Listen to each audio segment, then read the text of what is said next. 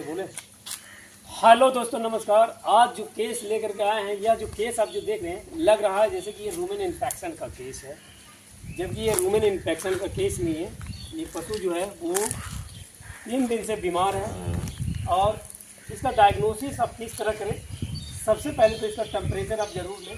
Temperature से आपको पता चलेगा कि इसका बैक्टीरियल है कि वायरल है कि प्रोटोजोअल है या फंगल है या मेटाबॉलिज्म बीमारी है।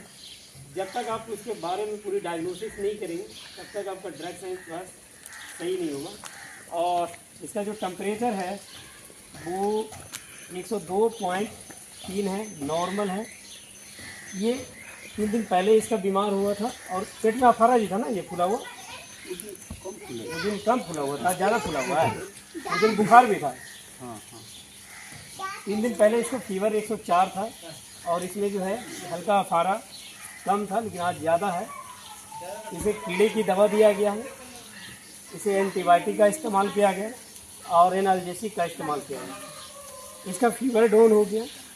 ये हल्का अभी भी कब्ज जैसा लग रहा है। पशुओं में डायग्नोसिस करने में यही परेशानी होता है कि जो यहाँ दिख रहा है वो है नहीं। ये अगर रूमेन इन्फेक्शन का केस रहता है तो उसमें फीवर नहीं रहता है। अगर प्रोटोजोअल है तो उसमें टेम्परेचर रहेगा। या फिर फॉरेन बॉडी का केस हो, जैसे टीआर हो गया, टीआरपी हो गया, उसमें टेम्परेचर 104 बना हुआ रहता है। और 3 दिन पहले 104 था ना फीवर, शुरू दिन इसका 104 फीवर था, शुरुआती में इसका 104 फीवर था। ये फॉरेन बॉडी भी केस हो सकता है, फॉरेन बॉडी में भी पेट में हल्का अफारा बना हुआ रहता है। लेकिन फॉरेन बॉडी का जो केस होता है वो तुरंत उसका सिम्टम नहीं आते। जब जिस दिन फीवर रहेगा उस दिन आपको ना तो आपको ब्रिस्केट एडिमा मिलेगा और न ही इसका जुगुलर वेन जो है ओवरियन रहेगा। ये इसमें इन्फ्लामेशन जो है शुरुआती में नहीं रहता और ये भी नहीं रहता। तो इसका जो इलाज जो है बैक्टीरियल कर दिया गया है और ना तो इसका वायरल है। हर बीमारी को आपको एक दूसरे से अंतर करना है कि किस बीमारी में क्या क्या लक्षण आते हैं, तभी आप सही डायग्नोसिस कर सकते हैं।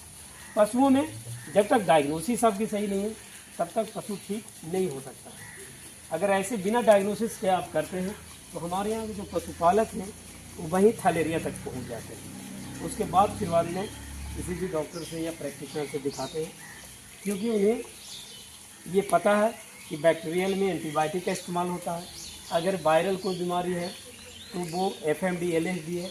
दूसरा चीज़, तीसरे में चीज़ होता है कि अगर प्रोटोजोअल है, प्रोटोजोअल का भी इलाज ये लोग खुद कर लेते हैं। उसके बाद अगर नहीं सुधार होता तभी ये किसी डॉक्टर से संपर्क करते हैं या फिर किसी प्रैक्टिशनर से। पशुओं में जब तक आपकी डायग्नोसिस बेहतरीन नहीं होगी तब तक उसका सही आप इलाज नहीं कर सकते।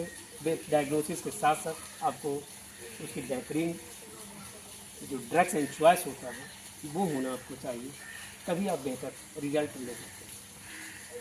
इसकी डायग्नोसिस में जो है ये फॉरेन बॉडी का केस अभी नहीं है, क्योंकि अगर फॉरेन बॉडी का केस रहता तो इसका टेम्परेचर जो है वो रुक रुक के आता है। लेकिन टेम्परेचर रुक रुक का आना एक प्रोटोजोअल में भी होता है।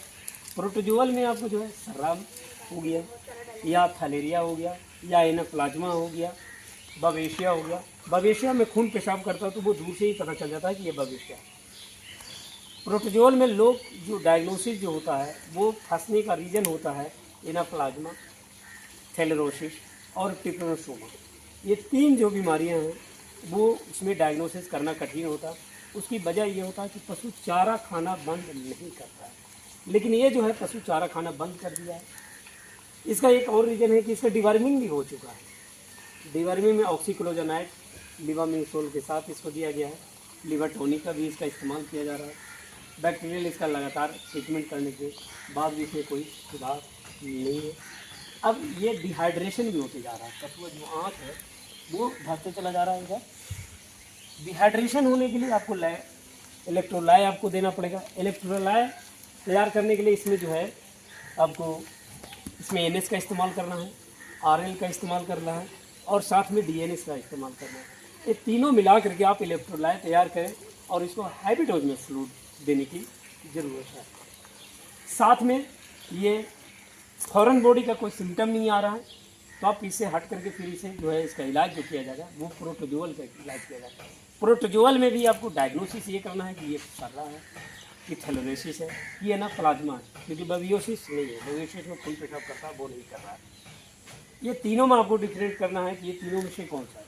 तीनों में जो है इसका जो है लिम्फ नोड जो होता है वो लार्ज नहीं है, नॉर्मल है, इसका लिम्फ नोड नॉर्मल है।